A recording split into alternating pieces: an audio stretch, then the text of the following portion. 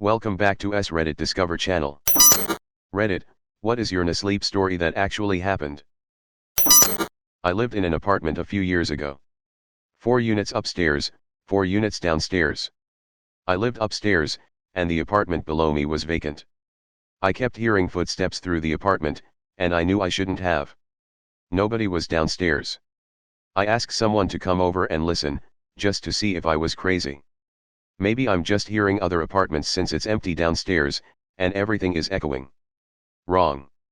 I kept hearing the footsteps. This went on for a solid hour.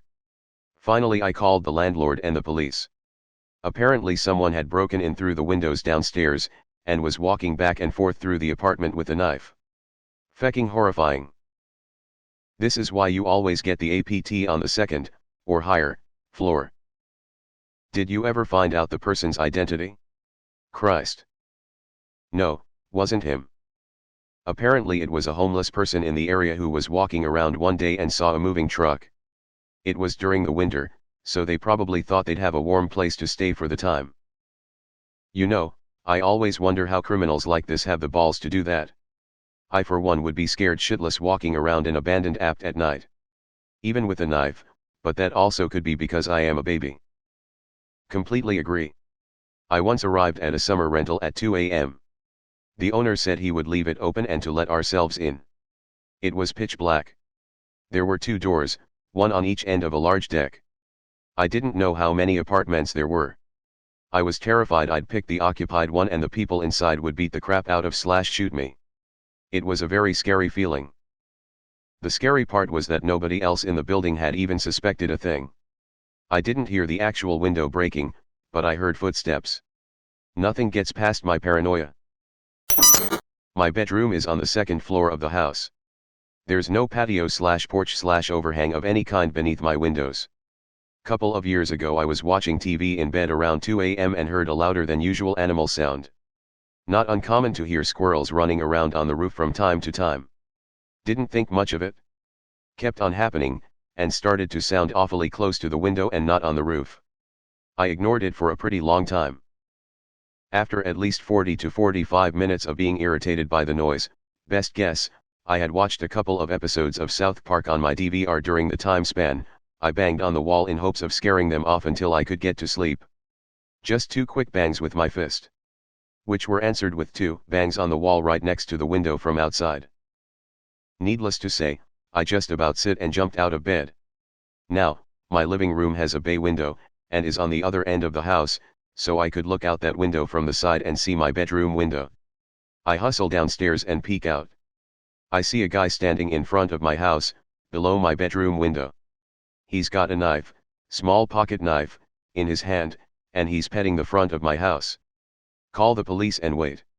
He never leaves the front of the house even when they roll up and ultimately disarm and arrest him without much struggle. Wow. Glad that ended well for you. Wow, this would have scared me to death. Wouldn't have to worry about sleeping anymore. Glad nothing terrible happened though and that you are okay. Probably a druggie tweaked out of his mind. Glad you are a-okay. I don't think anybody has noticed that you explicitly mentioned that he banged right next to the window, but was on the ground a minute later, as well as no way up besides climbing the vertical wall. Did you die? I was about 19 living with a roommate going to college while living in an apartment complex. Occasionally I get mild bouts of insomnia but nothing serious, usually just a delay in my bedtime of an extra 2 or 3 hours. One night I suddenly just cannot sleep. Nothing will get me to relax and I eventually give up and just sit in the front room playing Heavy Rain all night as it had just come out a few days ago. The next day when I head off to work exhausted with 0 hours of sleep I got a text from my roommate. Dude, the police are all over the apartment complex. Apparently 9 apartments including our downstairs neighbor were broken into last night with people home sleeping. Some people even reported things being stolen from the rooms they were sleeping in. It hit me that had I not stayed up all night and left the light on in the front room I would have been robbed or worse. Edited, I did not go to college in an apartment complex. You couldn't sleep because there were enemies nearby. Yeah. They coulda kept making you play Heavy Rain. For some reason I see you wrote Heavy Rain but in my mind you were listening to Chocolate Rain. When I was in 5th grade, some guy who was mentally ill had a meltdown somewhere in Chicago. Apparently he shot and killed some random guy and stole his car. He drove up I-94 towards my suburb, got off the highway, and drove straight into my neighborhood. It's very close to the exit, and just started shooting sporadically at people's houses. He somehow wound up in my backyard, which is full of trees BTW, and was just shooting in every direction. I can still vividly remember brake lights in the middle of the otherwise pitch black woods and sparks from the gunfire going off in every direction. The cops showed up and shot him to death. Luckily no one was hurt, but my neighbors did find a bullet in the middle of their mattress. Fireworks are not so fun anymore. The cops showed up and shot him to death. Luckily no one was hurt. Had a chuckle at that one. When I was visiting New York, I was about 8 and staying with my mom at a friend of her mom's house. I was sleeping on the futon close to the window when in the middle of the night there was a drive-by. If they would have shot, about a foot higher would have been shot. My mom slept closer to the window for the rest of the visit. Well, that guy was hurt. Hurt bad enough he fecking died. That's like super hurt. We moved into a new house a few months ago. As we were in the process of purchasing the house, the renter who was living in it died unexpectedly of natural causes in his mid-40s. He died right in the middle of the living room. Shortly after, we move into the house, and almost immediately our 2-year-old daughter starts talking about the ghost that lives in our house. Now let's be real here, she is 2 and 2-year-olds are very impressionable. Halloween had recently passed, and she had this Halloween-themed picture book that she loved to read, so it's entirely possible that all this talk of ghosts was just coming from looking through that book on a regular basis. Still, she was always telling me that the ghost was in her playhouse in the basement, or that the ghost was on the stairs, or that the ghost was standing in the corner.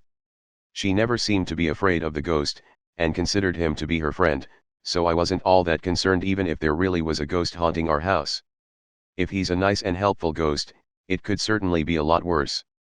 I would often tell the ghost that he was welcome to stay if he wanted to, but he was also welcome to go if that would make him happier. I was about 30/70ths on the ghost being real and she could see and talk to him versus the ghost being just her imagination fueled by her Halloween book. Until one day, when we were going out to the car to go to daycare in the morning. It was still dark out, and rainy. My daughter told me that the ghost was on the back deck, and then she told me that today was the ghost's birthday and she wanted to sing him happy birthday. Once again, I mostly disregarded what she was saying, as she is birthday obsessed and has in the past made us sing happy birthday to Mickey Mouse, a bowl of fruit snacks, and the bathroom. So we sang and wished the ghost a happy birthday and went on with our lives. Later that day, out of pure curiosity, I looked up the obituary of the man who had died in our house. And wouldn't you know it? It was his fecking birthday. Upvote for singing happy birthday to a bowl of fruit snacks.